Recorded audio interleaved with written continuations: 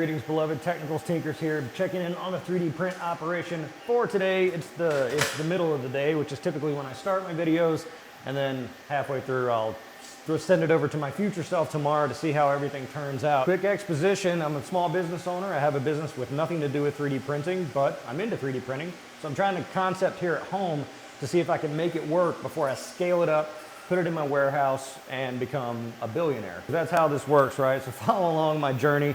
I'm a complete novice at this, but this is just exhibition, so you can follow along and see what I do and maybe give me some pointers along the way. See what cockamamie plans I'm into for today. So over here on the Cobras, doing a few more of those rolling trays. I've been doing those for the past couple videos. Over here, kind of a new line of thinking. I'm gonna talk about that here in a second. Down here on the Soval, someone very smartly said, hey, you're painting that big D20 cube a stone finish. Why don't you just get stone PLA? And that's exactly what I did. So I got this marble PLA. This is Sunlu. It's kind of got this, you know, these flecks of bits in it. Now, kind of rolling the dice on this one because this D20 cube I made as big as I possibly could to fit on the 350 millimeter build plate of the Soval. And it's gonna burn up basically the whole spool to do it. You know, I was like, whatever, this is the game we play. This is the life I chose. So I'm going at it. I didn't do any tests prior. I took the high end of the temperature on there, dialed the speed down a little bit, and it looks like it's coming out pretty good. The character model over here is approaching the end. She's a little layer liney, but she looks all right. Again, kind of going a different direction with these character models. Instead of chasing absolute perfection, I think the key is to maybe chase good enough and turn the price down. And the other rolling trays came out great. We saw those in this morning's video, so I'm just kind of stockpiling them here along with my other projects. Haven't done any additional painting on the Big Bomb, waiting for my wife to give me paint for it. So that way I can make it her fault if this is not getting progressed on, is because she didn't give me the material I needed. And insofar as the other thing I was teasing, I'm always looking for functional prints, but it's kind of difficult. You know, the things that I print for around here are a little bit too bespoke. They don't have sort of a wide appeal. People say print the things that you have a hobby in or knowledgeable in, and I don't really have hobbies. I'm not really knowledgeable about all that much anyway. But then I thought, I am kind of knowledgeable about RC cars, and people 3D print a lot of stuff for these cars. The thing is that I don't 3D print stuff for my cars. I just get a new car, because if you've ever run these things, you know that you know, they kind of got a shelf life to them. Most people drive them like on the weekends, and then they take them home and clean them out and meticulously maintain them and upgrade them.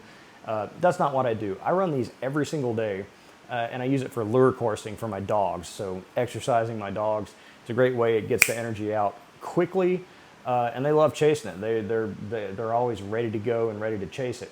Now, it's kind of a dangerous thing to do if you're not good at driving the cars, because you can't hurt your dog if you don't do it right.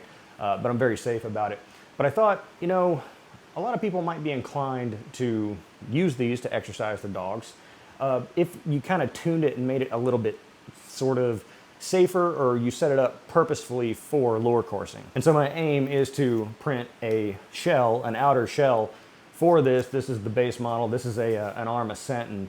And I'm actually using a brushed model for this because on the 3S, on the brushless models, they can get pretty fast. Now, my Whippets they're fast dogs. They're racing dogs. So, you know, they can keep up with a brushless 3S Typhon, like, you know, without issue whatsoever.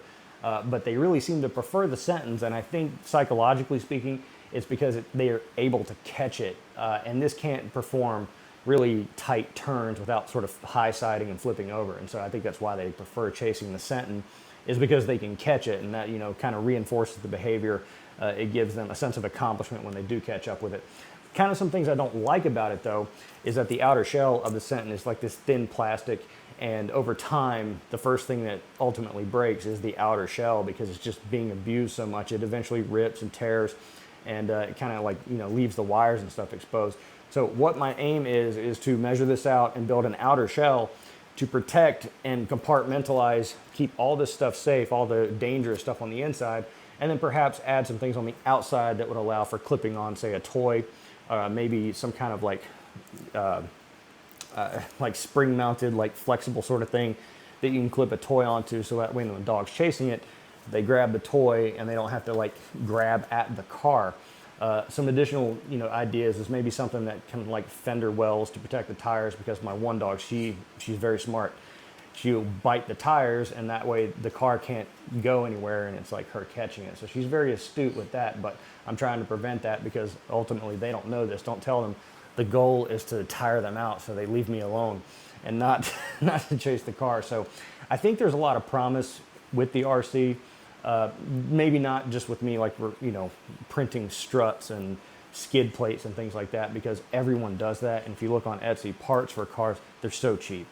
It's not even worth the time to print something that costs $5. But if it was a whole outer shell unit, purpose driven for an RC car, and maybe I could just sell the kit. I'll buy the car, I'll modify it, and then I'll sell it as a kit with like a $200 markup or something like that. I think people would be willing to pay for that, because people will spend money very freely on their pets. So kind of going down that line, just going to explore it. Right now I'm printing an outer shell that I had designed months ago to fit on here, and then I'll modify it from there. We'll see how that works out tomorrow. I'm going to kick it over to my future self now to let me know how things worked out in the morning. So I'm going to send it over to you in the future studio, Matt, right now. All right, it is the next morning. It's now Monday, the witching hour, Monday, October 28th, Halloween soon. Checking in on the 3D, that doesn't sound good.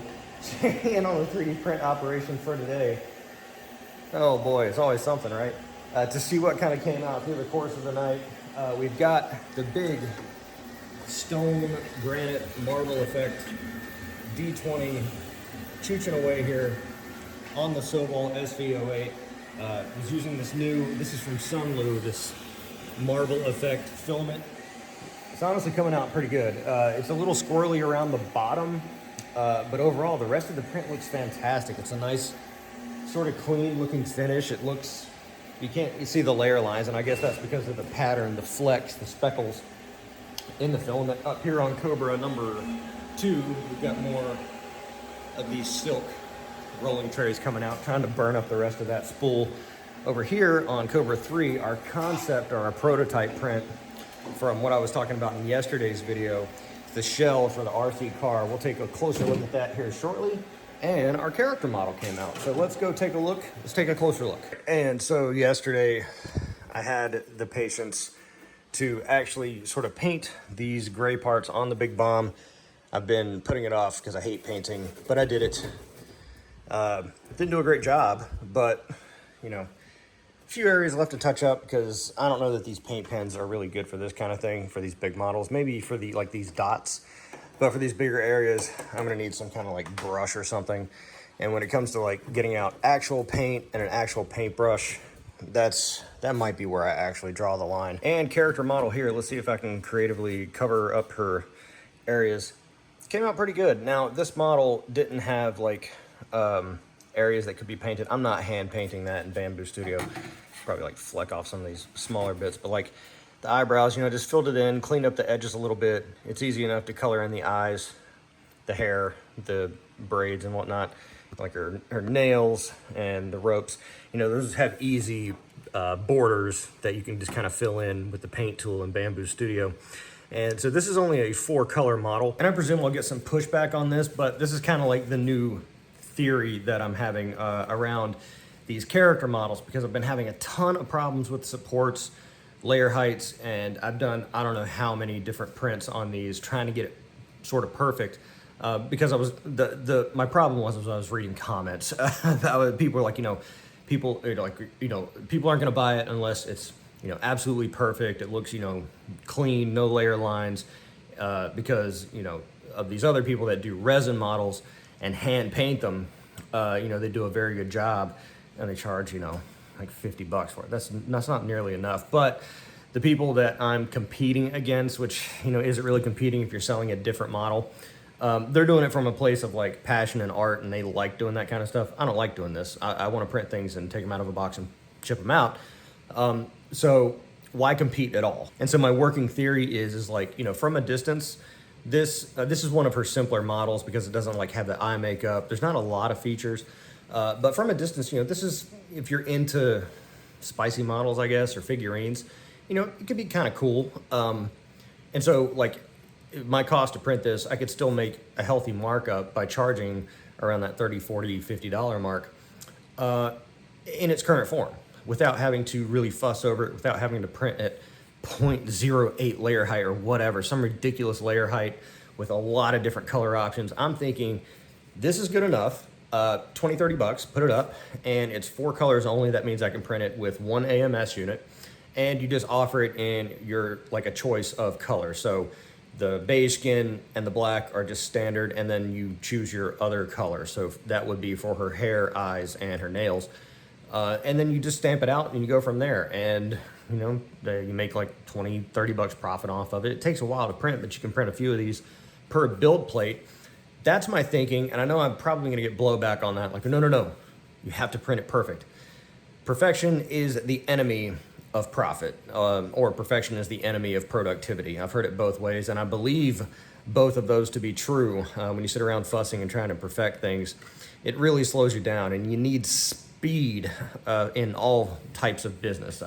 Trying to make a perfect product, it's for the birds, man. The next thing that we have is our prototype. So yesterday's video, I was talking about how I run RC cars all the time, not as a hobby, not as a passion, but for my dogs. I use them for lure coursing. You can look up on YouTube people that exercise their dogs with RC cars, because I got a couple whippets and they're fast dogs, so I need kind of somewhat fast cars, but when the car's too fast, they won't chase it because they're inherently lazy. So you got to let them catch it. The problem is that these things can be dangerous. If you don't know how to drive these cars, you can hit your dog with it and hurt them pretty bad. So I don't recommend this, to be honest, for most people. I am insane when it comes to protecting my dogs. And so, you know, I am really good at driving the cars, number one, but I don't drive these around in a way that could hurt them. I'm super duper safe about it.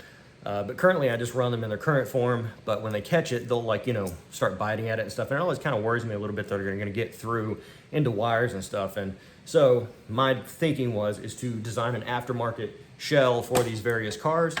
I could probably make one that fits, like, because like certain models have the similar pinout for the standoffs, but this is like kind of a hard shell I designed months ago that just fits over and kind of blocks everything. The real problem with this is that it blocks airflow. So I put some speed holes in there, some air holes, to kind of cool it off because the motor and stuff can get quite hot. But again, you're only running this for like 5-10 minutes before the battery's spent. But my thinking is to kind of tune this up for lure coursing for the dog. So if I put some kind of like attachment here, you know, you could put your GoPro, or you could put like a clip that holds a dog toy, and that way it can kind of hang off the back, and the dog's chasing it. When they grab the toy, it releases, because you have to I mean, this is kind of a tangent thing, but you have to let the dog win sometimes, because in the beginning, the dog never won because I would outrun him, and eventually he would stop chasing it because he's like, well, this is pointless. There's no reason to chase this. I'm never going to catch it. And you're kind of defeating your purpose there, because again, the purpose is to exercise the dog, not to, you know, just have them, you know, there's thinking behind this. So my thinking is this will probably be like an ongoing process that I'll just tinker with over time, to tune this up and make kind of a better shell that fits on the Senton, and either sell this shell or sell the complete kit. You know, I just buy the car. This is a brushed model because it's a little bit slower. It's a little bit cheaper too. So it's like $270, I think, for the brushed Senton.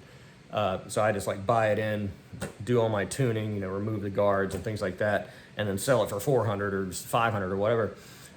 Or just sell this to go on it. But a lot of people use different cars. A lot of people run Traxxas or stuff like that. I use Arrma cars. I have all kinds of Arrma cars because I just like to buy it and stay within that family. But optimistic about that, because, you know, there's a lot of opportunity there to sort of customize for what, you know, ultimately is my goal. And I count that as a functional print because you're using it for a purpose. You're using it to exercise your dogs, and exercising your dog is like an important thing.